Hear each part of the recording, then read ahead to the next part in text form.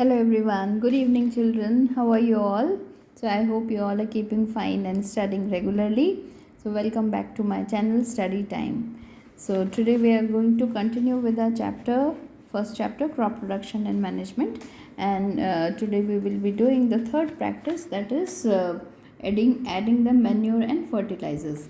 तो कल हमने पढ़ा था सोइंग के बारे में और आज हम जो थर्ड प्रैक्टिस है एडिंग मैन्योर एंड फर्टिलाइज़र उसके बारे में हम पढ़ेंगे। कभी भी जब भी फार्मिंग या जब भी कोई भी क्रॉप लगाई जाती है तो उससे पहले ये कुछ एग्रीकल्चर प्रैक्टिसेस होती हैं, उनको फॉलो किया जाता है। तो जो थर्ड है एडिंग मैन्योर एंड फर्टिलाइज़र, ये बहुत ही इम्पॉर्टेंट होता है क्योंकि सॉइल में हमें पता है कि जो रूट्स होती हैं वो सॉइल में जाती हैं और वहीं से वाटर और मिनरल सॉल्ट सब एब्जॉर्ब करती हैं। तो उस जो मिट्टी में मिनरल सॉल्ट्स का होना बहुत ज़रूरी होता है, नहीं तो जो प्लांट्स होती हैं उनकी ग्रोथ अच्छी नहीं होती है। तो फार्मर्स क्या करते हैं, सोइंग से पहले ये एक जैसे सोइंग होता है उसके बाद में नॉट पहले, उसके बाद में मैन्योर्स एंड फर्टिलाइजर्स को मिट्टी में ऐड कर देते हैं। मैन्योर और फर्टिलाइजर्स दो वर्ड्स हैं यहाँ पर, राइट। मैन्योर क्या होता है, ये ऑर्गेनिक नेचर का होता है, ऑर्गेनिक यानी कि इसमें कोई केमिकल्स नहीं होते हैं। और फर्टिलाइजर्स होते हैं ये टोटली केमिकल्स के बने हुए होते हैं और इनमें जो डिफरेंसेस है वो भी हम पढ़ेंगे। लेकिन उससे पहले हम एक चीज़ जान लेते हैं कि जो सॉइल होता है, सॉइल में मिनरल न्यूट्रिएंट्स प्रेजेंट होते हैं जो कि जो क्रॉप प्लांट्स हैं उनको मिलते हैं और उससे ही क्रॉप प्लांट्स की ग्रोथ अच्छी होती है। और ये जो न्यूट्रिएंट्स होते हैं वो माइक्रो न्यूट्रिएंट्स भी होते हैं, मैक्रो न्यूट्रिएंट्स भी होते हैं। माइक्रो का मतलब होता है बहुत ही कम अमाउंट में इनकी ज़रूरत होती है प्लांट्स को, और जो मैक्रो न्यूट्रिएंट्स होते हैं जैसे नाइट्रोजन, फॉस्फेट और पोटेशियम, ये सारे एलिमेंट्स जो होते हैं ये मैक्रो न्यूट्रिएंट्स कहलाते हैं और इनको ये बहुत ज़्यादा अमाउंट में ज़रूरत होती है प्लांट्स को। और इनकी प्रेजेंस में ये जब सॉइल में प्रेजेंट होते हैं ये न्यूट्रिएंट्स, तो प्लांट्स की ग्रोथ बहुत अच्छी होती है। लेकिन जब एक क्रॉप बन जाती है और उसके बाद में फिर सेकंड क्रॉप, फार्मर्स लोग क्या करते हैं, एक क्रॉप को हार्वेस्ट करते हैं और उसके बाद में दूसरी क्रॉप को लगा देते हैं। तो बीच में बिल्कुल भी जो एक टाइम नहीं देते हैं जिससे कि जो न्यूट्रिएंट्स हैं वो जो यूज़ अप हो चुके हैं फिर वो वापस से रिप्लेनिश हो जाए उसमें, तो उसका बिल्कुल भी टाइम नहीं देते हैं। तो जो फील्ड होता है it is never left uncultivated और फैलो क्रॉप, ये जो फील्ड को फैलो यानी कि उसको ऐसे खाली नहीं छोड़ते हैं। तो उसमें क्या होता है, एक के बाद एक जब न्यूट्रिएंट्स यूज़ अप हो जाते हैं तो कम हो जाते हैं, तो फिर जो दूसरी क्रॉप होती है उसकी ग्रोथ अच्छी नहीं होती है। So continuous cultivation of crop makes the soil poor in nutrients, so therefore the farmers have to add manure to the fields to replenish the soil with nutrients. This process is known as manuring. Improper or insufficient manuring results in the weak plants. तो week plants इसीलिए हो जाते हैं क्योंकि उसमें ठीक ढंग से मैन्योर नहीं डाली जाती है या न्यूट्रिएंट्स जो होते हैं वो कम होने लगते हैं। मैन्योर मतलब जो ऑर्गेनिक होता है, ये ऑर्गेनिक सब्सटेंस होता है। और मैन्योर कैसे बनाया जाता है, it is obtain from decomposition of plants and animal waste. तो इसके लिए एक पिट खोदा जाता है, यानी जो फील्ड है, जैसे ये फील्ड है तो फील्ड में ही एक जगह पे गड्ढा खोदा जाएगा और उसमें फार्मर्स जो होते हैं सारे प्लांट्स और एनिमल वेस्ट को इन पिट्स में भरते जाते हैं और उसको नेचुरल तरीके से डिकम्पोज होने देते हैं।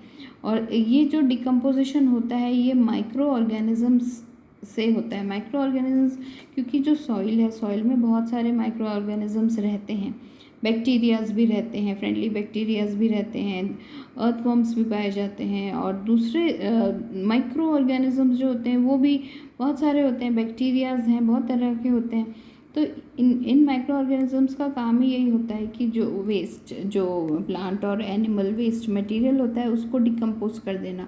डिकम्पोज कर देना मतलब उसमें से सारे न्यूट्रिएंट्स को अलग कर देते हैं और ये सारे न्यूट्रिएंट्स जो होते हैं फिर वो मिट्टी में मिल जाते हैं और यही न्यूट्रिएंट्स फिर जो क्रॉप प्लांट्स की ग्रोथ में हेल्प करते हैं। तो इस तरह से कंपोस्टिंग बोलते हैं, कंपोस्ट की खाद बनाई जाती है, कंपोस्ट बनाया जाता है। उसमें प्लांट और एनिमल वेस्ट होता है, बड़े बड़े गड्ढों में डाल दिया जाता है, फील्ड पे ही उसको मिट्टी से ढक दिया जाता है और ऐसे काफ़ी दिन छोड़ देते हैं। तो नेचुरल प्रोसेस होता है डिकम्पोजिशन का, और फिर लास्ट में एक काली रंग की भुरभुरी सी मिट्टी बन जाती है। वो पूरा जो प्लांट और एनिमल वेस्ट होता है वो एक ब्लैक कलर की सॉइल में कन्वर्ट हो जाता है, और वो होता है मैन्योर या कंपोस्ट होता है, उसको बोलते हैं कंपोस्ट, राइट। और कभी कभी क्या होता है कि उसमें ये अर्थवर्म्स ऐड कर दिए जाते हैं, तो उसको फिर बोलते हैं वर्मी कंपोस्टिंग। तो अर्थवर्म ऐड करने से डिकम्पोजिशन का प्रोसेस बहुत फास्ट हो जाता है, और फिर ये वर्मी कंपोस्ट बनता है। और कंपोस्ट बनाते समय इनके माइक्रो ऑर्गेनिजम्स के नंबर भी बढ़ जाते हैं, बहुत ज़्यादा उनकी ग्रोथ हो जाती है। तो let's see what are Boojho is saying. तो बूझो बोलता है कि उसने देखा था अपने कि बूझो की भाषा में ही हम पढ़ते हैं, I saw a healthy crop growing in a farm in the neighbouring farm the plants, but in the neighbouring farm the plants were weak, why do some plants grow better than others. तो ये तो होता है कि हम जितना अच्छे से प्लांट्स को फर्टिलाइजर्स और मैन्योर देंगे उतनी ही अच्छी ग्रोथ होगी। जिन प्लांट्स को मिनरल्स नहीं मिलते हैं सॉइल से तो उनकी ग्रोथ अच्छी नहीं होती है, वो वीक होते हैं। सो यहाँ पे एक एक्टिविटी है आप लोगों के लिए, एक्टिविटी 1.2, और ये एक्टिविटी क्या है हम इसको भी देखेंगे। Growing seedlings with manure and fertiliser. Okay, comparison है मैन्योर और फर्टिलाइज़र का। मैन्योर ऑर्गेनिक होता है नेचर में, और इसके और फर्टिलाइज़र जो होता है केमिकल्स का बना हुआ होता है। So let's quickly see what this activity is all about. Take moong और gram seeds and germinate them. Select 3 equal sized seedlings. Take 3 empty glasses and similar vessels. Mark them A, B, C. To glass A, add little amount of soil mixed with little cow dung manure. In glass B, put the same amount of soil mixed with little urea. Urea fertilizer है. Take the same amount of soil in glass C without adding anything. Now pour the same amount of water in each glass and plant the seedlings in them. Keep them in safe place and water them daily. After 7 to 10 days, observe their growth. तो यहाँ पे experiment किया जा रहा है manure और fertiliser से। 3 glass ले रखे हैं, A B C लिख देंगे, और एक में जो सीडलिंग है, मतलब कुछ सीड्स को जर्मिनेट कर लिया है, उसमें से छोटा सा पौधा निकलेगा जिसको सीडलिंग कहते हैं। तो एक सीडलिंग को इसमें लगाया जिसमें काऊ डंग डाला है, थोड़ा सा गाय का गोबर, और सेकंड वाले में यूरिया डाला है। यूरिया एक केमिकल फर्टिलाइज़र है। और थर्ड जो ग्लास है उसमें कुछ भी नहीं डाला है, सीडलिंग को ऐसे ही लगा दिया। फिर थोड़े दिन ऑब्जर्व करते हैं, तो हम उसमें देखना होता है कि कौन से इसमें ग्रोथ सबसे अच्छी होती है, A, B या फिर C। A में है काउडंग, और B में है यूरिया, मिट्टी में यूरिया है, और C में कुछ भी नहीं है। तो हम यहाँ देख सकते हैं कि ग्रोथ सबसे अच्छी इन तीनों में किस में हो रही है। सी में तो बिल्कुल छोटे छोटे प्लांट्स हैं, right. So did plants in all the glasses grow at the same pace? Which glass showed better growth of plants? In which glass was the growth fastest? तो क्या आप बता सकते हैं किस में सबसे ज़्यादा अच्छी ग्रोथ होगी? यस, जिसमें यूरिया डाला था। फर्टिलाइज़र्स जो होते हैं केमिकल्स के बने होते हैं, और यूरिया डालने से क्या होता है, वो जो रिक्वायरमेंट होती है प्लांट की, जो न्यूट्रिएंट्स उसे चाहिए होते हैं प्लांट को ग्रोथ के लिए, वो उसके फर्टिलाइज़र के थ्रू मिल जाते हैं। तो इसलिए प्लांट्स की ग्रोथ बहुत अच्छी होती है। मैन्योर से भी मैन्योर में कोई केमिकल्स नहीं होते हैं, लेकिन मैन्योर में हमेशा सारे न्यूट्रिएंट्स अवेलेबल नहीं होते हैं, तो जो प्लांट्स को ग्रोथ के लिए जो न्यूट्रिएंट्स चाहिए वो नहीं मिलते हैं, तो इसलिए फिर वो उसकी ग्रोथ अच्छी नहीं होती है। सी में कोई भी न्यूट्रिएंट नहीं है, सॉइल में कुछ फर्टिलाइज़र मैन्योर कुछ भी यूज़ नहीं किया है, तो इसमें ग्रोथ बहुत ही कम है। तो ये जो बी है जिसमें यूरिया था उसमें सबसे अच्छी ग्रोथ होगी, राइट। सो फर्टिलाइजर्स और मैन्योर, तो फार्मर्स क्या करते हैं अपने फार्म में सोइंग सीड्स को जब बो देते हैं उसके बाद में थोड़ा ये ऐड करते हैं, वो मैन्योर भी यूज़ करते हैं और फर्टिलाइज़र्स भी उनको डालना ही पड़ता है, क्योंकि फर्टिलाइज़र्स में डायरेक्ट जो मिनरल्स मिल जाते हैं. Fertilizers are chemicals which are rich in particular nutrient and. लेकिन मैन्योर में सब कुछ नहीं होता है. जैसे फर्टिलाइजर्स में urea, ammonium sulphate, superphosphate, potash, NPK, nitrogen, phosphorus, potassium, ये मैक्रो एलिमेंट्स, मैक्रो न्यूट्रिएंट्स होते हैं. मैक्रो का मतलब बहुत ज़्यादा क्वांटिटी में ज़रूरत होती है प्लांट को. Fertilizers, use of fertilizers have helped farmer to get better yield of crops such as wheat, paddy and maize. Wheat, गेहूँ, पैडी, राइस, मेज़, मक्का, इन सब की बहुत अच्छी यील्ड मिलती है अगर फर्टिलाइज़र्स का यूज़ किया जाता है. लेकिन हमें पता है कि एक्सेसिव यूज़ गलत होता है फर्टिलाइज़र्स का, क्योंकि वो आफ्टर ऑल केमिकल्स होते हैं और मिट्टी के थ्रू ये केमिकल्स धीरे धीरे सीप होते जाते हैं और पानी वाटर बॉडीज़ में जाके मिलते हैं, तो वाटर पोल्यूशन होता है. So therefore, in order to maintain the fertility of the soil, we have to substitute fertilizers with organic manure and leave the field uncultivated or fallow in between the two crops. तो इसलिए अगर हम chemicals को avoid करना चाहते हैं तो फिर हमें मैन्योर्स का इस्तेमाल करना होगा और एक क्रॉप और दूसरे क्रॉप के बीच में फील्ड को अनकल्टिवेटेड छोड़ देना होगा. अनकल्टिवेटेड मतलब उसको कुछ महीनों के लिए या एक सीज़न से दूसरे सीज़न के बीच में जो टाइम होता है उसमें उस फील्ड को ऐसे ही छोड़ देना होगा जिसमें कुछ प्लांट्स नहीं लगाने होंगे. तो उसमें जो भी उस फील्ड में, इसको बोलते हैं फैलोइंग बोलते हैं इसको. और इस दौरान क्या होता है, जो माइक्रो ऑर्गेनिजम्स हैं सॉइल में वो नेचुरल प्रोसेस से डिकम्पोजिशन करते रहते हैं जो डेड प्लांट्स और एनिमल के रिमेन्स होते हैं, और इस तरह से जो नेचुरल तरीके से न्यूट्रिएंट्स को फिर से सॉइल में ला देते हैं, तो रिप्लेनिशमेंट हो जाता है. राइट. तो ये एक तरीका होता है फैलोइंग का. ये एक तरीका होता है कि नेचुरल तरीके से न्यूट्रिएंट्स को ऐड करना without using any fertiliser. So the use of manure improves the soil texture. ये इसके एडवांटेज है मैन्योर यूज़ करने के, कि सॉइल टेक्सचर को इम्प्रूव करेगा, वाटर रिटेंशन कैपेसिटी को बढ़ाएगा, और इसके अलावा न्यूट्रिएंट्स भी कुछ आ जाते हैं. सारे न्यूट्रिएंट्स नहीं मिल पाते हैं मैन्योर से, वही इसका एक साइड इफ़ेक्ट है. अदरवाइज़ टेक्सचर अच्छा होगा, मिट्टी का जो स्ट्रक्चर होता है, टेक्सचर वो अच्छा हो जाएगा. दूसरा, वाटर होल्डिंग कैपेसिटी सॉइल की अच्छी होती है. पानी देने के बाद में काफ़ी टाइम तक पानी रहता है और रूट्स को पानी मिलता रहता है.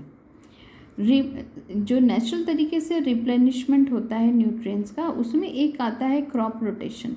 तो अभी हमने फैलोइंग के बारे में पढ़ा कि in between growing two crops the field should be left uncultivated. और एक है क्रॉप रोटेशन.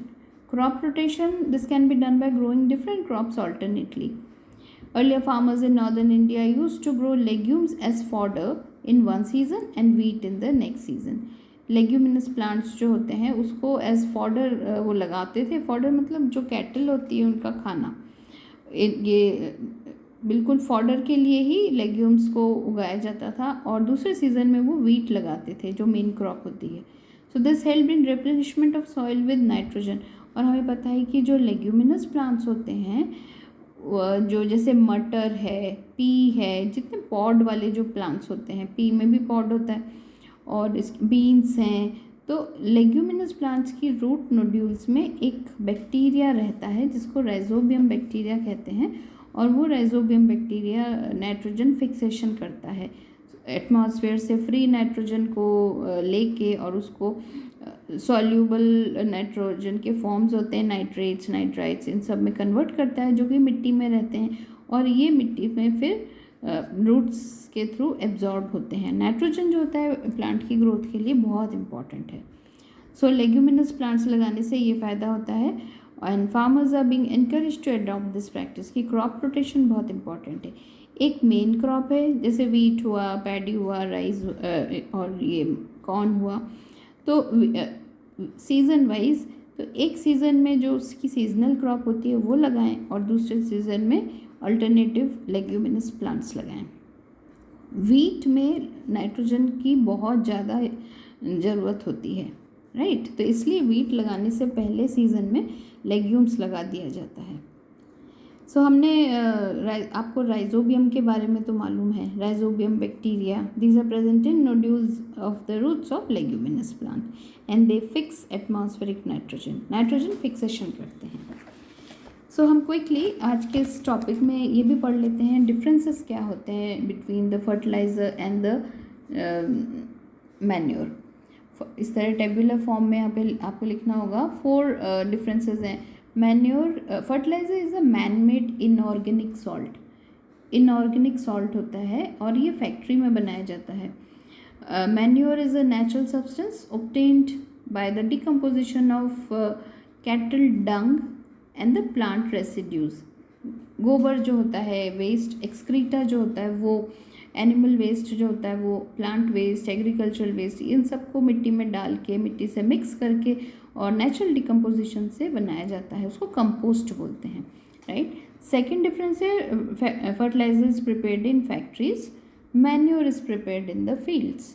थर्ड डिफरेंस है fertiliser does not provide any humus to the soil. Humus मतलब जिसमें कि नेचुरल ये प्लांट और एनिमल्स के छोटे छोटे डेड रिमेन्स होते हैं, बहुत सारे माइक्रो ऑर्गेनिजम्स होते हैं और it's a nutrient rich part of the soil. So manure provides a lot of humus to the soil. और फोर्थ है fertilizers are very rich in plant nutrients like nitrogen, phosphorus and potassium, NPK बोलते हैं इसको। और manure is relatively less rich in plant nutrients, क्योंकि ये factory में बनाए जाते हैं तो जितना रिक्वायरमेंट होता है अकॉर्डिंगली ये एलिमेंट्स डाल दिए जाते हैं, नाइट्रोजन, फॉस्फोरस, पोटेशियम, तो नीड बेस्ड होता है ये। और जो न्यूट्रिएंट्स की ज़रूरत होती है बस वही एलिमेंट्स डाल के और वो फर्टिलाइज़र बना दिए जाते हैं, इसलिए ये रिच होते हैं और इनको डालते से ही प्लांट्स इनको एब्जॉर्ब करते हैं और फिर उनकी ग्रोथ अच्छी होती है। सो ये एक आपका इंपॉर्टेंट क्वेश्चन है, write down the difference between fertiliser and manure. तो इसमें ये 4 पॉइंट्स आपको लिखने होंगे। एडवांटेजेस और डिसएडवांटेजेस सब में ही होते हैं। एडवांटेजेस क्या है मैन्योर के, कि एक तो है कि ये ऑर्गेनिक नेचर का होता है और ये इसलिए ये फर्टिलाइज़र से बेटर होता है। Second, it enhances the water holding capacity of the soil, मिट्टी में पानी की पकड़ कितनी है उसको ये बढ़ाता है manure. Second, it makes the soil porous due to which exchange of gases becomes easy. और क्योंकि इसमें फाइबरस पार्ट बहुत होता है, फाइबर होता है, प्लांट और एनिमल वेस्ट होता है ये, तो मिट्टी को पोरस बनाता है, सॉइल में एयर इनकॉर्पोरेट करता है, एयर से, जिससे कि पोरस मतलब उसमें हवा होती है और इससे क्या होता है, रूट जब प्लांट के रूट्स जो होते हैं उनको ब्रीथ करने में आसानी होती है। It increases the number of friendly microbes, manure में फ्रेंडली माइक्रो ऑर्गेनिजम्स बहुत ज़्यादा हो जाते हैं, सो ये उनके नंबर को भी बढ़ाता है। And lastly it will improve the texture of the soil, soil की जो बनावट होती है, टेक्सचर होती है, उसको ठीक कर देता है मैन्योर। कई बार मिट्टी बहुत टाइट हो जाती है तो वो सब नहीं होता है मैन्योर से, ये सारे एडवांटेजेस हैं। और सिर्फ एक डिसएडवांटेज है, वो है कि ये प्लांट्स को सारे न्यूट्रिएंट्स अवेलेबल नहीं करा पाता है, तो बस वही एक कारण है जहाँ पे फर्टिलाइज़र काम में आता है और ग्रोथ अच्छी होती है, right. So this was about addition of manure and fertilizer in the soil after sowing. तो थर्ड प्रैक्टिस भी ओवर हो गई। अब नेक्स्ट प्रैक्टिस है इरिगेशन, इसको हम कल पढ़ेंगे। सो आई होप आप लोगों को ये टॉपिक अब समझ में आया, मैन्योर और फर्टिलाइज़र का। और ये जो एक्टिविटी थी, इसमें जो एक्सपेरिमेंट था, इससे हमें पता चला कि फर्टिलाइज़र से ग्रोथ अच्छी होती है प्लांट की, right children. So that's it for today. Thank you for attending the session, and if you like the session, if you like the topic, do like, share and subscribe my channel and keep motivating me, and don't forget to press the bell icon for getting the notification from me. So we'll meet again tomorrow. Take care. Goodbye.